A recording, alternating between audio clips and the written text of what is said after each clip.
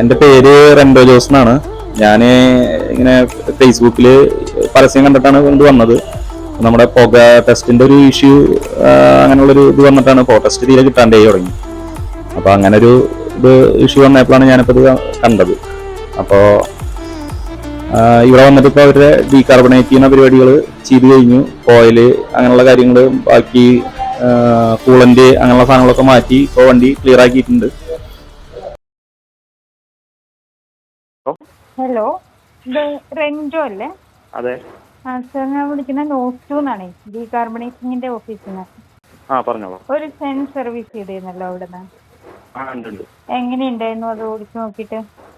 വണ്ടി ഓടിക്കാനൊന്നും കുഴപ്പമില്ല. മൊത്തത്തില് വ്യത്യാസം തോന്നിയില്ല? സ്മൂത്ത്നെസ് ഒക്കെ വന്നോ? പിക്കപ്പ് അതൊന്നും കുഴപ്പമില്ല. അതൊന്നും കുഴപ്പമില്ല. എന്തായാലും ഹാപ്പി ആണല്ലോ മറ്റേ ബാക്കി എല്ലാത്തിനും? ഓക്കെ.